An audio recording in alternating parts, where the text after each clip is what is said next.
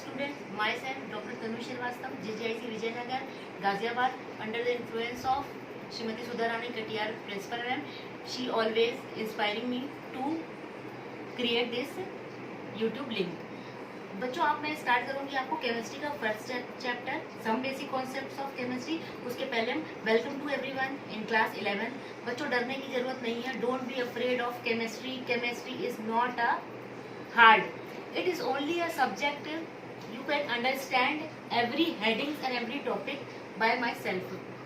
अब केमिस्ट्री क्या है बच्चों? केमिस्ट्री में हम क्या करते हैं, डेली लाइफ में हम देखते हैं कि आपकी चाय बन रही है, पानी उबल रहा है, तो हमें ये पता नहीं होता। जो जनरल ऐसे लोग होते हैं उन्हें पता नहीं होता कि ये क्या हो रहा है। लेकिन अगर हम साइंस पढ़ रहे हैं तो साइंस में हमें ये पता होगा कि हमें चाय बनानी कैसे, कितनी हमें पानी डालनी, कितनी शुगर ऐड करनी। तो केमिस्ट्री बेटा हमें क्या बताती है कि कंपोजिशन कितना, उसमें क्या ऐड करना है, उसका स्ट्रक्चर क्या है और उसकी प्रॉपर्टीज क्या है, कैसे वो बना।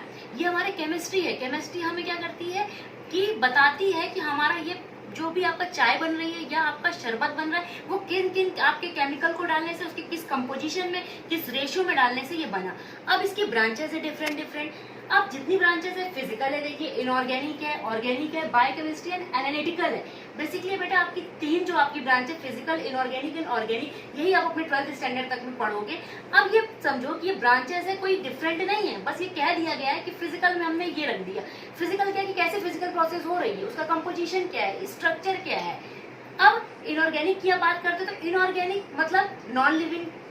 अब नॉन लिविंग में क्या है कि ऑर्गेनिक की हम बात करते हैं तो हमारा कार्बन हाइड्रोजन होना मस्ट है कि हमारे कैसे ऑर्गेनिक की हम स्टडी कर रहे हैं। लेकिन नॉन लिविंग में एक्सेप्ट कार्बन, सोडियम हो, आर्सेनिक हो, बिस्मथ हो, एंटीमनी, किसी भी एलिमेंट की कंपोजिशन, स्ट्रक्चर इनऑर्गेनिक के अंदर हम इसकी स्टडी करते हैं। बायो केमिस्ट्री, बायो मतलब कि हमारे बॉडी के अंदर लिविंग सेल्स के अंदर क्या प्रोसेस हो रही है और किस केमिकल रिएक्शंस के थ्रू हो रही है, क्या एंजाइम्स हो रहे हैं, उसकी स्टडी हम क्या करते हैं बायो केमिस्ट्री में। देन एनालिटिकल आप क्या करोगे, बाद में पढ़ोगे। एनालिटिकल आप क्या करोगे, हमने क्या किया कि हमें कोई मेटलर्जी करते हैं या हमें मेटल्स ऑब्टेन होते हैं, तो ऐसा तो नहीं कि सब प्योर फॉर्म में हो, हमें सेपरेट करना है। तो एनालिटिकल ब्रांच में हम क्या करते हैं, आइडेंटिफाई करेंगे कि क्या है ये, इसकी सेपरेशन कैसे, इसका अमाउंट कितना है। तो ये आपकी ब्रांचेस और बेसिक्स ऑफ केमिस्ट्री। फिर सबसे पहले मैं आपको स्टार्ट करूंगी कि केमिस्ट्री में आपका, अगर हम ये कह रहे हैं कि मैटर, तो व्हाट इज मैटर। मैटर क्या है, हमें कह दें कि ये मैटर है, ये आपका मार्कर मैटर है। मैटर कहने का मतलब क्या है कि देखिए इसका अपना एक क्या है, मास है, और हम कहीं पर भी रख दें तो ये स्पेस को ऑक्यूपाई करेगा, तो उसे हम क्या कहते हैं, मैटर। अब कोई भी मैटर है, अब ये क्या है कि अगर मैटर है तो हमें क्या हो रहा है, फील हो रहा है ना, हमारे 5 सेंस ऑर्गन्स होते हैं ना, हम इस 5 सेंस ऑर्गन से इसको फील कर सकते हैं कि ये मैटर है, हार्ड है, लिक्विड है, सॉलिड है, क्या है। अब उसकी क्या है, 3 स्टेट्स है। 3 स्टेट है, पहले मैं आपको क्या बताऊंगी उसकी डेफिनेशन के बारे में। 3 state, solid, liquid and gas. Solid क्या होते हैं कि मॉलिक्यूल्स ऐसे क्लोजली पैक्ड होते हैं कि इनके बीच का जो स्पेस होता है, यानी इंटरमॉलिक्यूलर स्पेस, बिल्कुल भी नगण्य, जिसे कुछ भी बिल्कुल नहीं होता है, एकदम ये कम्पैक्ट होते हैं, उसे हम क्या कहते हैं, सॉलिड कहते हैं। लिक्विड आपको पता है, और सॉलिड का क्या है, डेफिनेट शेप है एंड डेफिनेट वॉल्यूम, जो आप पहले प्रीवियस 10th में पढ़ चुके हो। लिक्विड का क्या है आपका, वॉल्यूम क्या है आपका, डेफिनेट है, लेकिन शेप पे डेफिनेट नहीं है। जिस भी आप बर्तन में डालोगे, ग्लास में डालो, कटोरी में, वैसा ये शेप लेगा। गैस का है ना तो डेफिनेट वॉल्यूम है ना तो डेफिनेट शेप है। गैस आपको पता है कि आपके एनवायरमेंट में ऑक्सीजन गैस है, कार्बन डाइऑक्साइड गैस है। अब ये अलग अलग तरीके के प्रोसेस है जिनका हम कैसे कन्वर्ट करते हैं। जो आप देखते हो, ये बर्फ बन गई, अरे ये पानी हो गया, लेकिन कैसे हुआ, ड्यू टू केमिकल रिएक्शन। कब हुआ, किस टेम्परेचर में हुआ, ये हम स्टडी करते हैं आपकी केमिस्ट्री ब्रांच में। ये बहुत ही इंटरेस्टिंग ब्रांच है बेटा, डरने की बिल्कुल जरूरत नहीं है। देखिए अगर सॉलिड है, अगर सॉलिड से आपका गैस में कन्वर्ट हो रहा है तो सब्लिमेशन सुना होगा आपने। कपूर को रख दीजिए, आजकल ये कोरोना जो फैला हुआ, कहते हैं ना कपूर रखिए, कपूर आप रख दीजिए तो आपको पता ही नहीं चलेगा, आप कहेंगे उड़ गया, उड़ा नहीं, ये कन्वर्ट हो गया सॉलिड से गैस में। अब गैस से अगर सॉलिड में डाल रहा है तो उसे क्या कहते हैं, डिपोजिशन कहते हैं। अब गैस से अगर लिक्विड में जा रहा है तो उसे हम कंडेंसेशन कहेंगे। लिक्विड से गैस वेपराइजेशन हो गया, यानी वेपर में कन्वर्ट हो गया। सॉलिड से बर्फ जम गई, वो क्या हो गया, फ्रीजिंग। लिक्विड से फिर सॉलिड बन रहा है आपका, सॉलिड से लिक्विड, उसे क्या कहते हैं, फ्यूजन कहते हैं। ये आपकी सारी डेफिनेशन हो गए। अब हम क्लासिफिकेशन की बात करेंगे अकॉर्डिंग टू केमिकल कॉम्पोजिशन पे कि मैटर में क्या है। अभी तो बता दें कि मैटर है, अब ये मैटर कैसा है, ये क्या है, प्योर है, इम्प्योर है। तो इसकी 2 टाइप्स की होंगे मैटर, एक प्योर सब्सटेंस होगा, एक मिक्सचर होगा। ओनली 1 काइंड ऑफ मैटर हो, मतलब एक जैसे सारे मैटर हो, जैसे नाइट्रोजन है और N2 नाइट्रोजन गैस बना ले, तो देखिए इसमें क्या एक ही जैसे क्या है, एटम है आपके नाइट्रोजन के, तो वो क्या हो गया आपका प्योर सब्सटेंस। मिक्सचर की बात क्या करते हैं, मिक्सचर आप समझ रहे, मिक्स हो गया, पानी में चीनी डाला, मिक्स हो गया, दो हुए, डिफरेंट टाइप के हुए, वन काइंड के एटम नहीं हुए, डिफरेंट टाइप ऑफ एटम हो गए, तो वो आपका क्या हो गया, मिक्सचर।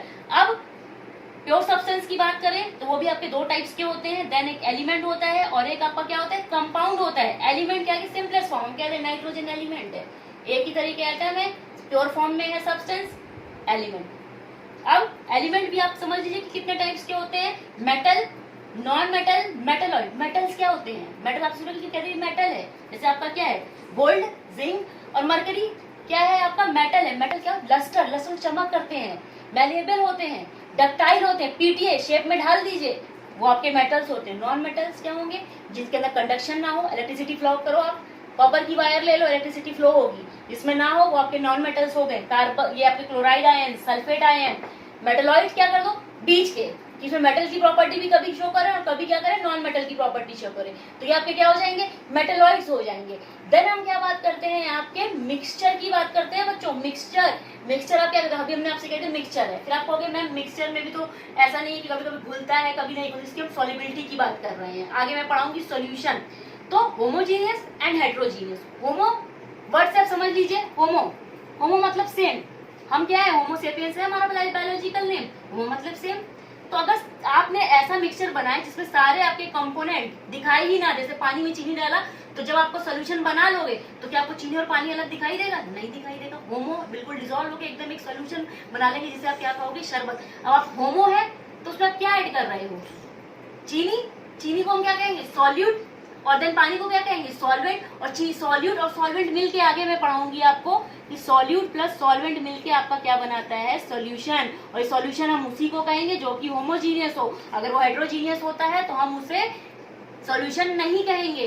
हेट्रो मतलब डिफरेंट, पानी में आप वो डाली, सैंड डाल दीजिए, सैंड आपकी क्या है, रेत है। अभी मैं आपको दोनों लैंग्वेज में पढ़ा रही हूँ, हिंदी और इंग्लिश दोनों में, कि आपको इससे ये एक तरीके से मोटिवेशन लेक्चर है कि आपको मैं मोटिवेट कर रही हूँ, केमिस्ट्री पढ़िए। तो हेट्रोजीनियस लेक्चर में आपको, मिक्सचर में क्या होगा कि आपका पानी में आपने वाटर में सैंड डाला तो वाटर अलग दिखेगी, सैंड अलग दिखेगा, तो वो क्या हो गया, हेट्रोजीनियस मिक्सचर हो गया। देन एक ये टॉपिक छूट गया कि कंपाउंड है, तो कंपाउंड भी आपके दो तरीके के होंगे, जैसे कि कंपाउंड को आप कैसे लीजिए कि मॉलिक्यूल्स, जैसे नाइट्रोजन और हाइड्रोजन आपस में मिला, N2, सपोज N2 3H2 कर दीजिए, तो अगर आपको कोई भी कार्बन डाइऑक्साइड बना लीजिए या अमोनिया बना लीजिए, तो कहने का भी ये क्या होगा, कंपाउंड भी आपके कितने टाइप्स के होंगे, दो, एक ऑर्गेनिक और वही एक इनऑर्गेनिक। जो इनऑर्गेनिक में हम पढ़ाएंगे जिसमें कार्बन के अलावा जो भी एलिमेंट आपके होंगे, जो भी मेटल्स होंगे, नॉन मेटल्स, मेटलॉइड होंगे, वो आपके क्या हो जाएंगे, इनऑर्गेनिक में। और ऑर्गेनिक में क्या होगा, आपके कार्बन और हाइड्रोजन, जो मैं आपके आगे पढ़ाऊंगी, आपने थोड़ा बहुत पढ़ा रहा होगा अपने 10th में, हाइड्रोकार्बन। तो ये कार्बन और हाइड्रोजन से ही ये आपकी क्या होती है, ऑर्गेनिक केमिस्ट्री स्टार्ट होती है, कि कार्बन हाइड्रोकार्बन है। अब हाइड्रोकार्बन का क्या कैसे क्लासिफिकेशन है, ये आप आगे पढ़ोगे। देन ये आपको पूरा टॉपिक क्लियर हो गया। देन मैं आपको एक थोड़ा सा ब्रीफली हिंट कर देती हूँ, यूनिट्स के बारे में बता देती हूँ कि यूनिट्स आप इसके बाद पढ़ोगे कि यूनिट्स है क्या एग्जैक्टली। यूनिट क्या होती है कि अगर हम आपसे कह दे कि जाके प्याज लेके आ जाओ, हमने आपसे कह दे कि अनियन ले आओ, अब बस कह रही हूँ अनियन ले आओ, बस कह दूँ एक ले आओ, एक अनियन में काम हो जाएगा हमारा, नहीं। तो हमें क्या करें, किसी भी चीज का मेजरमेंट करना बहुत जरूरी है, हमें उसकी क्वांटिटी जानना बहुत जरूरी है कि कितना लाना है हमें, कितना हमें चाहिए। तो वो मेजरमेंट हमें क्या बताता है, आपका यूनिट। यूनिट क्या है, अब इस यूनिट में भी आप लोगों ने पढ़ रखा होगा कि आपकी एसआई यूनिट्स है। एसआई यूनिट्स क्या है, एक फ्रेंच यूनिट है जो आपकी इसके स्टैंडर्ड यूनिट है, जिसे हम एसआई यूनिट कहते हैं। अब 7 जो आपकी है, 7 एसआई यूनिट्स है। अब एसआई यूनिट्स क्या है कि अलग अलग आपके मेजरमेंट है, कि हमने लेंथ कह दिया 7 है, अब हमने आपके क्या कह दिया, लेंथ। अब आपको पता है लेंथ क्या है, लंबाई। लेंथ को हम किस में मेजर करेंगे, मीटर या सेंटीमीटर में कर दीजिए। हम टेम्परेचर की बात करेंगे, टेम्परेचर को किस में हम कर सकते हैं, सेंटीग्रेड में या केल्विन में कर दीजिए। लेकिन यहाँ हम एसआई में क्या पढ़ेंगे, केल्विन ही पढ़ेंगे, ठीक है। लेंथ हो गया आपका, टेम्परेचर करंट को कर दीजिए, ये आपका क्या हो जाएगा, एम्पियर में। टाइम को कर दीजिए, ये क्या हो जाएगा, सेकंड में। ल्यूमिनस इंटेंसिटी को कर दीजिए, इसे लिख लीजिए, ल्यूमिनस इंटेंसिटी, इसे हम किसमें करते हैं, कैंडेला में। देखिए आपका लेंथ हो गया, टेम्परेचर हो गया, करंट हो गया, टाइम हो गया, ल्यूमिनस एक इंटेंसिटी हो गई, और आपकी 2 और एसआई यूनिट्स है, ये आपकी क्या हो गई, ये आपकी 5 मैंने बता दी। अब आपका क्या है कि मास आप किसमें मेजर करोगे, किलोग्राम में। अब अमाउंट कितना सब्सटेंस है, केमिस्ट्री में हम क्या करते हैं 1 मोल लेके चलते हैं। 1 मोल को हम क्या मानते हैं, स्टैंडर्ड मानते हैं। तो ये आपकी जो भी 7 क्या हो गई, ये 7 आपकी क्या हो गई, एसआई यूनिट हो गई। अब थोड़ा सा मोल के बारे में बता देते हैं कि 1 मोल एग्जैक्टली होता क्या है। 1 मोल, अब मोल की बात करते हैं कि मोल क्या है। मोल निकालने का फॉर्मूला क्या है कि अगर हम वेट ले लें, वेट कहने का मतलब आपका सब्सटेंस कितना है, उस सब्सटेंस के वेट को ले लीजिए और मॉलिक्यूलर वेट से डिवाइड कर दीजिए, तो हम ये निकाल लेंगे कि आपका कितने नंबर ऑफ मोल्स प्रेजेंट है। हम ये तो कह नहीं सकते कि सब्सटेंस हमने ले लिया। अगर हम सपोज कह दें कि ये आपका अमोनिया है, ठीक है, अगर मैं आपको कह दें अमोनिया, इसका 0.5 ग्राम है, तो अब आप इसका ये निकालिए कि नंबर ऑफ मोल्स क्या होंगे। तो नंबर ऑफ मोल्स निकालने के लिए हम इसका क्या करेंगे, वेट लिख देंगे, देन मॉलिक्यूलर वेट आप निकाल लीजिए। हाइड्रोजन का 3 हो गया, इसका 15 हो गया, ठीक है, इसका 14 हो गया, आप ये निकालोगे तो 17। अब आप क्या करोगे, इसको जब डिवाइड कर दोगे तो आपका मॉलिक्यूलर वेट निकल जाएगा। तो नंबर ऑफ मोल्स से हम ये स्टार्ट करते हैं कि नंबर ऑफ मोल्स को निकालते कहते हैं, वो भी आपका क्या है, एक एसआई यूनिट है। Law of chemical combination. Law of chemical combination, what is the meaning of these words. Chemical combination, that is how we can proceed reaction, how can reacted molecules participate to form product. Chemical combination, what is the ratio of the reactant molecules to form product. कहने का मतलब ये कि बेटा chemical reactions होती कैसे reactants molecule आपस में कंबाइन करेंगे और कंबाइन करने के बाद वो प्रोडक्ट बनाएंगे। उसके लिए आपके 5 रूल्स हैं जिसके अकॉर्डिंग अलग अलग साइंटिस्ट ने इसको प्रपोज किया है, और हाउ टू फॉर्म प्रोडक्ट ये इसमें बताया गया है। पहला लॉ बेटा क्या है, law of mass action. Mass action, mass आप समझ रहे हो कि वेट प्रपोज किसने किया था, लेवाइजर ने 1774 में। अब इन्होंने क्या कहा था, conservation of mass. Conservation of mass करने का मतलब क्या, कंजर्व, संरक्षण जिसे कहते हैं कि मास कंजर्व हो गया। नो चेंज इन मास, मास में कोई चेंज नहीं हुआ। कहने का मतलब है कि अगर आपने आप खाना बना रहे हो, 1 kg अगर रिएक्टेंट या 1 kg सब्जी लेके चल रहे हो, 1 kg ही आपको ऑब्टेन हो जाए, there is no loss.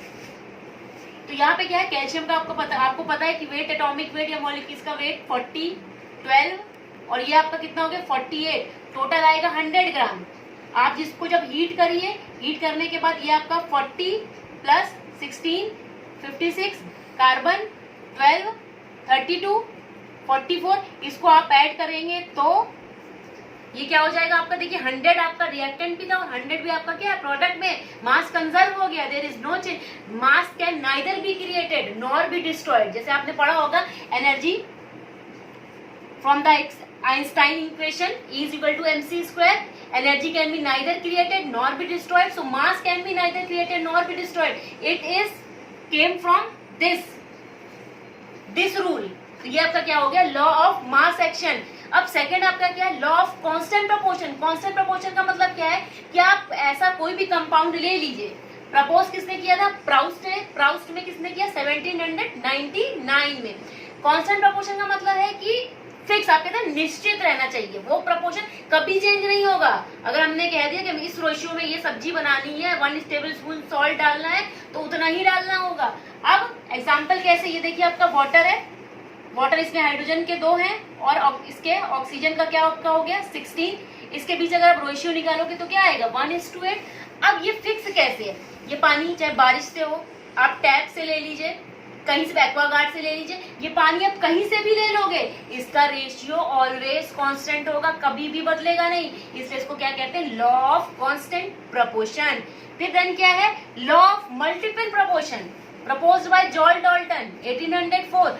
Multiple मतलब अगर आप एक से ज्यादा ले रहे हो, एक से ज्यादा आपके कंपाउंड, जैसे मैंने नाइट्रोजन और ऑक्सीजन ले लिया, ऐसा कोई जरूरी तो है नहीं कि इससे N2O बने, NO बने, N2O3 बने, एक से ज्यादा। मल्टीपल मतलब क्या, एक से ज्यादा। अब रेशियो निकाल के देखिए, नाइट्रोजन का 14 होता है तो 2 है तो 28 इंटू आपका क्या होगा 16। यहाँ पे देख लीजिए ये 14:16, यहाँ पे देखिए 28 इंटू ये आपका क्या हो जाएगा ये क्या है, इसका देखिए सिंपल इसका रेशियो है कि आपका रेशियो क्या होगा। अब आप क्या करते हैं कि इसको हम सिंपल करते हैं ना कि एक को कॉमन कर ले, देन हम आपका रेशियो क्या करते हैं, निकालते हैं, 2 से इसको मल्टीप्लाई कर दिए तो यहाँ 28 हो जाएगा और ये 32 हो जाएगा। अब आप देखिए कि नाइट्रोजन को अगर फिक्स कर दे कि 28 gram of nitrogen, 28 gram of nitrogen, oxygen के कितने 16 इंटू 32 रेशियो 48, 1:2:3, यानी एक सिंपल, अगर एक से ज्यादा प्रोडक्ट आपके बनेंगे रिएक्टेंट में नाइट्रोजन और ऑक्सीजन से, लेकिन अगर आप ये कह दीजिए कि 28 ग्राम ऑफ नाइट्रोजन है तो वो एक फिक्स रेशियो में प्रोडक्ट बनाएगा। ये देखिए सिंपल रेशियो है 1:2:3, तो इसे हम क्या कहते हैं, law of multiple proportion. Multiple product बन जाए लेकिन इसके बीच में भी क्या होगा, एक सिंपल रेशियो होगा। अब आप किस पे आते हो, रेसिप्रोकल। रेसिप्रोकल मतलब क्या हो, इनवर्सली कहने का मतलब है कि आप सीधे से प्रोडक्ट बनाओ, टेढ़े से बनाओ। अभी हम कैसे करते हैं, सपोज 4th लॉ पे आएंगे, हाइड्रोजन ले लिया हमने, सल्फर ले लिया और ऑक्सीजन दे देखिए आपस में कंबाइन कर रहे हैं, इधर से H2O बना, ये SO2 बना, ये H2S बना। अब इनके बीच में आप रेशियो निकालोगे तो वही 2:16, इनके बीच में निकालोगे कि 32:32, सल्फर का 16 होता है एटॉमिक वेट। अब ये देखिए ये 1:2 हो गया, 8 हो गया, सॉरी ये 1 आपका 1:1 हो गया। अब इसका कहने का मतलब है कि अगर हमने 3 एलिमेंट्स ऐसे ले लिए, अगर इसमें के 2 एलिमेंट आपस में कंबाइन करके प्रोडक्ट बनाते हैं तो उनके बीच में जो रेशियो होता है वो तीसरे के साथ कंबाइन करके जो प्रोडक्ट बनाएंगे उसके साथ एक सिंपल होल नंबर रेशियो होगा। मतलब ये देखिए कि ये और ये बना रहे हैं, इनके बीच में सिंपल रेशियो था। अब जब इसने आपस में कंबाइन कर लिए तो ये क्या बना है, H2 2:32, यानी 1:16। ये कहने का मतलब आपका क्या है, 1:16। अगर आप यहाँ पे भी देख लीजिए, आपका ये H2S है, ये आपका क्या हो गया 1:8 है, और ऑक्सीजन है आपका, ठीक है, ये इसके बीच में भी आप जो रेशियो देखोगे तो इसके बीच में भी जो आपका रेशियो आएगा वो सिंपल एक होल नंबर रेशियो है, सिंपल रेशियो होगा, जिससे कि ये आपस में क्या करेंगे, कंबाइन करेंगे। अब आप गैलुसॉक पे आओगे, गैलुसॉक लॉ, ये आपका सिंपल किस पे है, वॉल्यूम पे है, कि वॉल्यूम एक फिक्स रेशियो में ये क्या करते हैं, आपस में कंबाइन करते हैं। अगर टेम्परेचर एंड प्रेशर सेम है, कहने का मतलब ये है कि हाइड्रोजन आपका और क्लोरीन ये जब आपस में रिएक्ट करेगा तो HCl, यहाँ पे इसका 1 वॉल्यूम है, ये 1 वॉल्यूम है 2, तो इनके बीच में अगर आप रेशियो देखोगे तो सिंपल होल नंबर है। अगर प्रेशर एंड टेम्परेचर आपका सेम है तो अकॉर्डिंग टू गैलुसॉक लॉ कि अगर सेम प्रेशर एंड टेम्परेचर पे जो भी आपके रिएक्टेंट मॉलिक्यूल्स हैं वो उनका जो वॉल्यूम और प्रोडक्ट होता है उसके बीच में क्या होता है, एक सिंपल होल नंबर रेशियो होता है। ये लॉ आप देख लीजिए, सारे लॉ से क्लियर है, रटने की जरूरत बिल्कुल भी नहीं है। आपको फिर से मैं रिकैप कर रही हूँ कि मास एक्शन मतलब कंजर्वेशन ऑफ मास, कांस्टेंट मतलब कि कहीं से भी मिलेगा को प्रोडक्ट आपका क्या होगा, रेशियो सेम होगा, मल्टीपल मतलब एक से ज्यादा मिलेंगे तो भी उसके बाद क्या होगा, जो भी आपके प्रोडक्ट मिल रहे हैं उनके भी सिंपल रेशियो। रेसिप्रोकल मिल कि हमने 3 ऐसे एलिमेंट ले लिए जो कि 2 आपस में कंबाइन कर रहे हैं, तो तीसरा जब पहले वाले के साथ आपका कंबाइन करेगा तो उसके साथ भी क्या आपका होगा, एक सिंपल होल नंबर रेशियो होगा ही होगा। और गैलुसॉक ने क्या बताया कि आपके जो भी रिएक्टेंट और प्रोडक्ट हैं उनका जो सेम टेम्परेचर एंड प्रेशर पे अगर वो सिंपल वॉल्यूम के थ्रू कंबाइन कर रहे हैं तो रिएक्टेंट और प्रोडक्ट के वॉल्यूम के बीच में भी क्या होगा, एक सिंपल होल नंबर रेशियो होगा। That is clear. Thank you.